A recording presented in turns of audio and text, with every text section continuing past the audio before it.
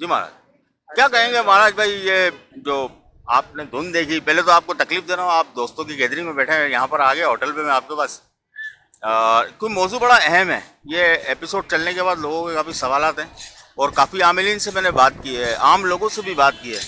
तो आप क्या कहते हैं, इसको धुंध कहेंगे, धुआं कहेंगे? जिन्नात की तो ये किस्म नहीं है। तो तकरीबन आमिलीन ने मेरे को ये कहा कि ये जो है वो कोई अमल है। तो आप क्या कहते हैं इस धुएं को देखने के बाद या धुंध को देखने के बाद? पहली बात तो ये कि धुंध है, ये हम ये जिन्नात नहीं है। और दूसरी बात अमल कह सकते हो, पढ़ाई कह सकते हो, पढ़ाई के ज़रिए भेजा जाता है। ये खबीस की नस्ल में से आता है, खबीस कहा जाता है। अल्लाहु अकबर। जी, ये उनमें से आते हैं और ये पढ़ाई के ज़रिए भेजा जाता है, ज़्यादातर उल्टे काम करने के लिए। और जिसके पास इल्म होगा और जो इल्म जानता है वो इसको वाज़े तौर पर आपको समझा देगा कि ये वो चीज़ नहीं है जो लोग कर रहे हैं, मगर ये है तो नुकसान देने के लिए दिया जाता है और ये पढ़ाई की जाती है और पढ़ाई के ज़रिए भेजा जाता है। बाकी ये जिन्नात नहीं है। तो महाराज, आपको क्या लगता है, ये भेजा गया है या ये पहले से मौजूद था यहाँ पे? दोनों बातें हो सकती है, मगर अब इसका पूरा जायचा निकालने के लिए उस जगह को हमें देखना होगा कि ये पहले आया, मौजूद है, और ये जो रहने आए वो पहले से हैं या वो पहले से हैं। अब ऐसा कुछ अगर है भी तो वो भी जा सकते हैं, इल्म में अगर ताकत है बहुत, तो वो पहले मौजूद हो या बाद में अगर भेजा गया, दोनों सूरतों में निकल सकता है, जा सकता है यहाँ से। उसको अगर उसकी राह दिखा दी जाए कि तुम्हारी राह ये नहीं दूसरी है, तो वो वहाँ से वो जगह छोड़ के भी जा सकता है। मगर ये पहले भी हो सकता है और बाद में भी हो सकता है, पॉसिबल है।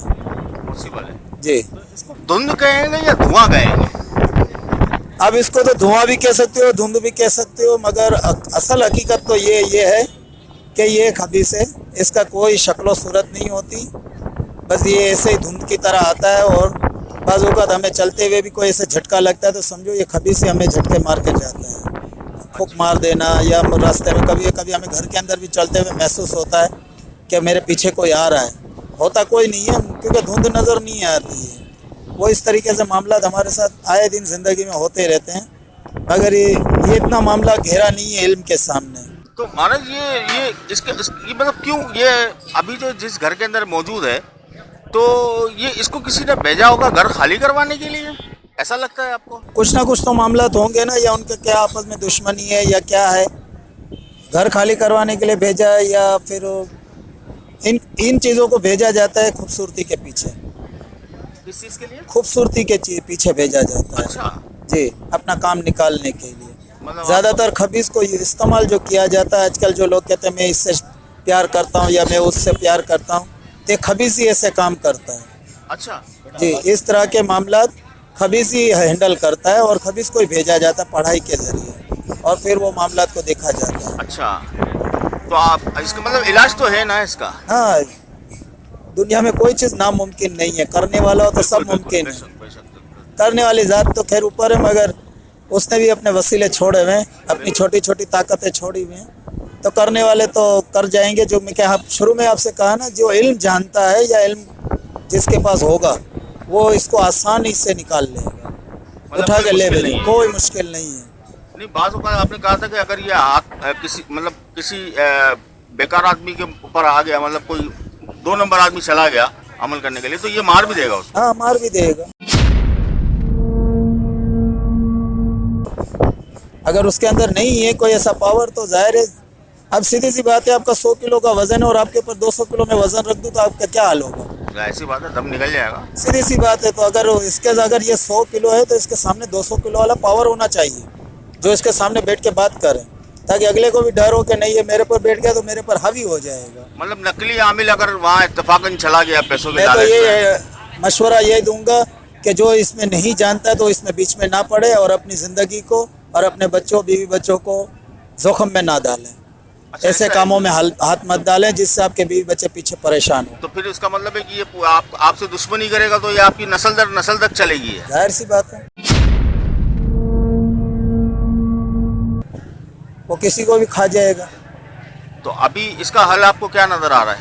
इसका हल ये है कि अगर मुझे जगह दिखा दी जाए तो मैं देखकर फिर बताऊंगा कि आया ये यहाँ के पुराने हैं या इनको भेजा गया। अगर भेजा गया तो उसको हटा देंगे, अगर पुराने रह रहे हैं तो उसमें थोड़ा टाइम भी लगेगा और मनाना पड़ेगा इनको, जाएंगे तो सही।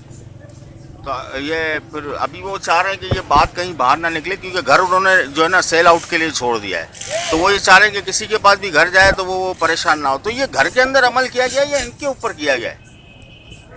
अमल तो नाम से किया जाता है। अच्छा। अब घर तो वैसे भी अगर खाली घर को खाली मकान हो तो उसमें भी आसिफ ज़्यादा चीज़ें आ जाती हैं। घर तो वो होता है जिसके अंदर सब रहते हैं, और जो खाली होगा उसको मकान कहा जाएगा।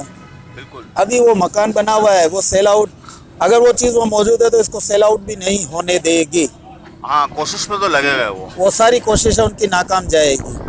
अच्छा, नहीं होने देगा वो, नहीं होने सेल देगा, होगा। नहीं बेचने देगा इसको, सेल आउट नहीं होगा। जब अगर तक ये पूरा साफ नहीं होगा। कोई खरीदार देखने भी आता है या लेने भी आता है, वो देख के जाएगा, घर पे जाएगा तो खुद बीमार पड़ जाएगा या उसका माइंड चेंज हो जाएगा, हमें नहीं लेना है। अच्छा, ऐसा है? जी, ऐसा अक्सर ये possible। कैसे चाहते हैं कि हम घर बेचना चाह रहे हैं, घर नहीं बिक रहा है और घर में ये मामला थे, तो उसकी वजह यही है पीछे। यही वजह है। तो उसमें ये जरूरी नहीं है कि उसमें खबीस हो, कई जिन्नात कुछ भी भी हैं हो तो सकता बिकने है, नहीं देते कुछ ये, भी। नापाक जीन है, पाक जीन इस तरह की हरकतें नहीं नहीं करते। करते। वो तो समझो कि हेल्प करते हैं, हाँ, वो हेल्प करते हैं, हेल्प करते हैं, मगर जो नापाक जीन है वो हेल्प नहीं करते, वो बंदे को खा जाते हैं। नुकसान पहुंचाते हैं हर नुकसान तरीके से, पहुंचाते हैं, हर तरीके से। बीमारी, कारोबार, ये सब डिस्टर्ब हो जाता है। यहाँ तक कि मौत भी बरकरार कर देते हैं, मार भी देते हैं। ओए होए होए होए। जैसे एक्सीडेंट में चलते चलते गिर गया, हाँ, मर गया, पता ही नहीं है गाड़ी में किसी ने टक्कर मारी ना कुछ किया और गिर गया, मर गया। ऐसे मामला भी कर देते हैं। ऐसा मामला है। तो बहुत बहुत शुक्रिया महाराज आपका बहुत कीमती वक्त लिया मैंने, और आपको ऐसी जगह पे अपने दोस्तों में बैठे हुए मैंने आके पकड़ लिया है क्योंकि मैं चले। काफी लोगों को ढूंढ रहा हूँ। अच्छा, ऐसे काम के लिए तो मैं 24 घंटे बैठा हुआ हूँ। महाराज आपकी बहुत सच की राह में ये चलना है। मोहब्बत है आपकी, बहुत है। वाह, आपका बहुत बहुत शुक्रिया। और अभी इंशाल्लाह जल्द नेक्स्ट आपसे जो ना एक टॉपिक पे बातचीत चलेगी, वो बड़ी तफसीली है, तो वो हम इंशाल्लाह बैठेंगे और आपसे बातचीत करेंगे उसमें। जरूर जरूर, जब भी आप मुझे बुला सकते हैं। थैंक यू महाराज, बहुत बहुत शुक्रिया।